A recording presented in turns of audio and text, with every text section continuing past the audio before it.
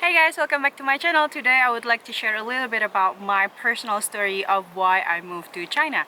I moved to China in January 2017 during the Chinese New Year, or usually what they called as Chinese Spring Festival. A little background of my story is that I have first started my solo traveling when I was in my first official job. It was very low paid job, but it happened in 2014. And then since then, I've always wanted to try how to live nomadically, meaning like long-term traveling, moving from one place to the other, having no home base. And not until 2016, in August exactly, I finally made the move and finally left Indonesia. I only carried $1,000 because I only earned so little amount of money. I think around $315 a month.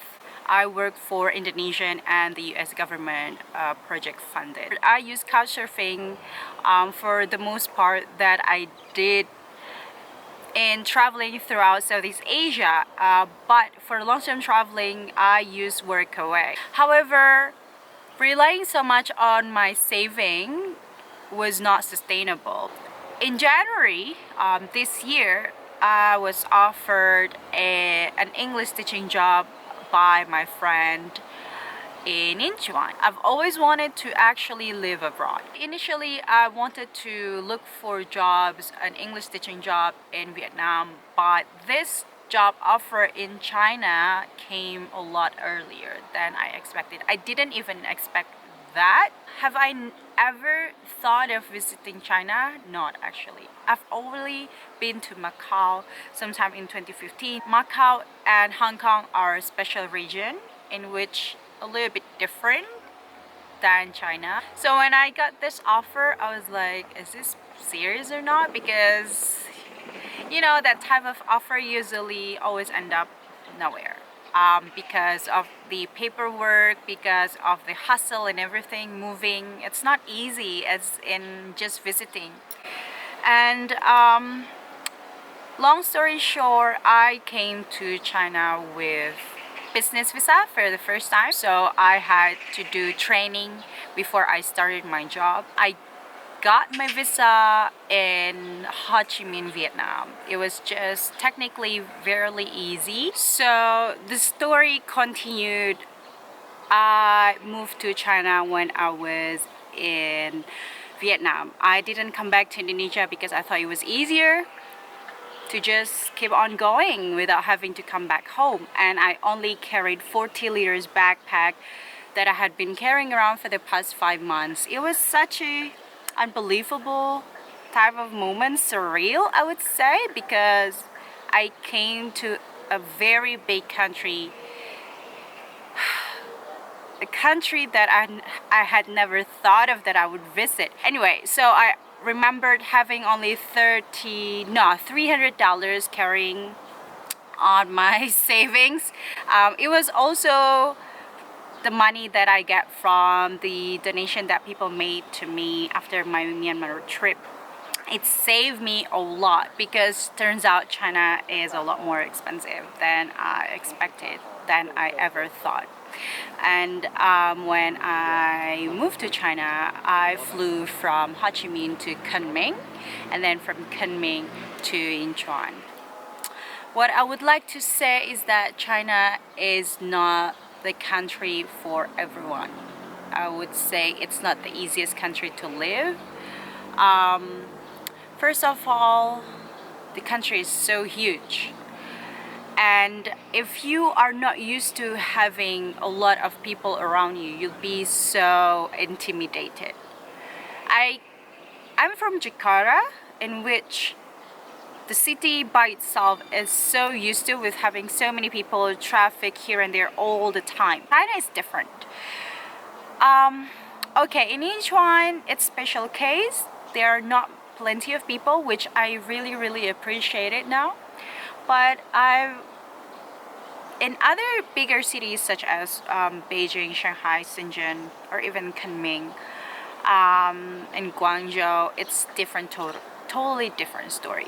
I remember when I arrived in Beijing for the first time for my passport renewal, I was so overwhelmed with the number of people that were there. It was a combination of domestic tourists, most of the time it's the Chinese tourists by itself, and as well as the international tourists or travelers. Technically, if you are thinking of moving to China, please try to research a lot of info related to that. It's not the easiest country, meaning because they have their own language, and then second, they do have their own writings, so they won't be you won't be able to easily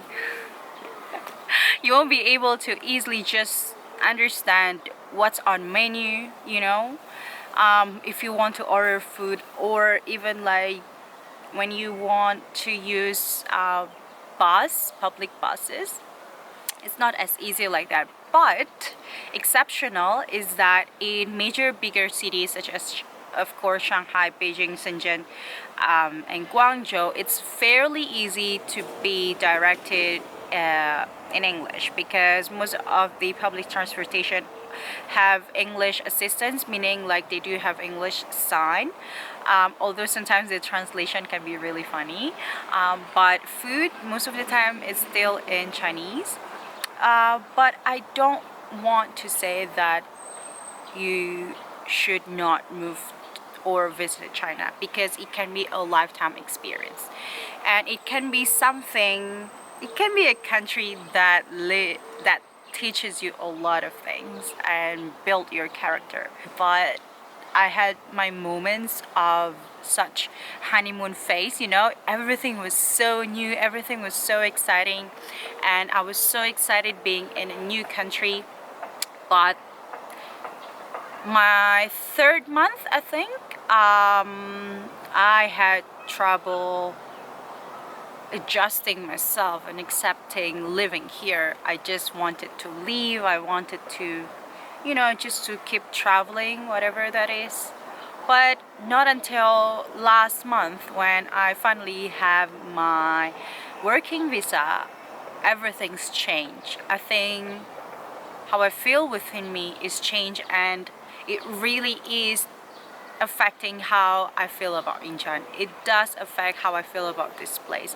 And also visiting other cities, other major cities, have also taught me how to be a little bit more appreciative, because I don't think I would like to live in bigger cities again as of now. Until next year, I think I'll be fine living in a smaller cities, although it's far from anywhere. Technically, Incheon is closer to Mongolia and to Russia than to Hong Kong.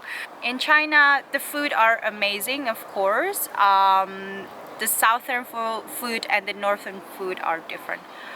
And the language can be difficult. I learned Chinese when I was in the university for 3 semesters, but I hated it so much that I forgot everything. Who knows that I'm currently in China?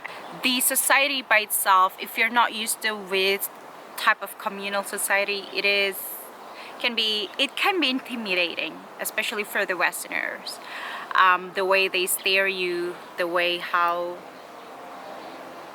they treat you, not in a harmful or mean way, but it's just different from where you're coming from usually. But it is fair to say, if you are seeking a very big adventure, something that would teach you, if you got this job offer in China, I think it is worth considering. But it is also fair to say that you have to be realistic, not only being cliche or naive, because a lot of times that if you don't have that set of reality that you have to put in mind, and you just have this expectation of everything will be fine, of course, which is something that is not the case usually, especially living abroad.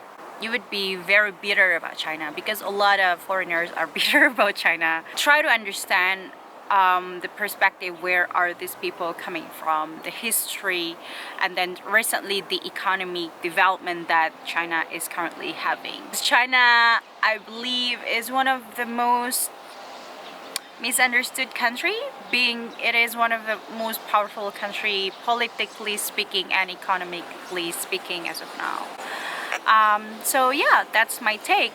So in summary, why I moved to China, because I got teaching job, English teaching job.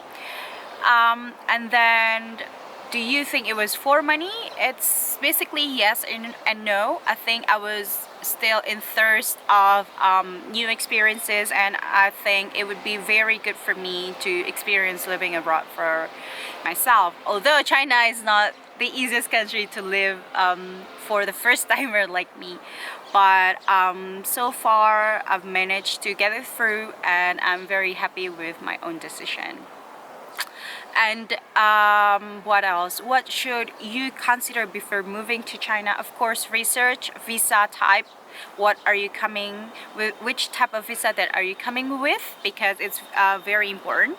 And which type of city, which city that you're planning to live in? Because most of the time, foreigners would choose the bigger cities, because fairly to say it's easier to live there for the community, the foreigner community, and then for the convenience that the bigger cities have.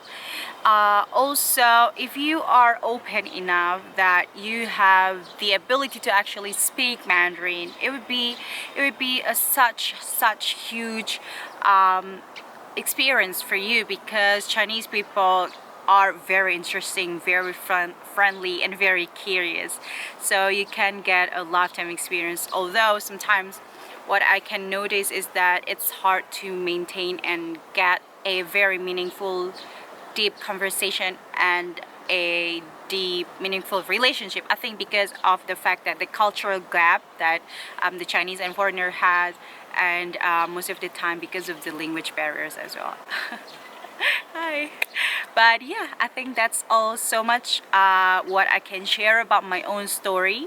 I think it's a little bit all over the place. I'm sorry about that. I do apologize that the story is not so much straight to the point. I think it's a little bit important for me to share my story, where I'm coming from. Thank you so much for watching. I'll see you again in my next video. Bye!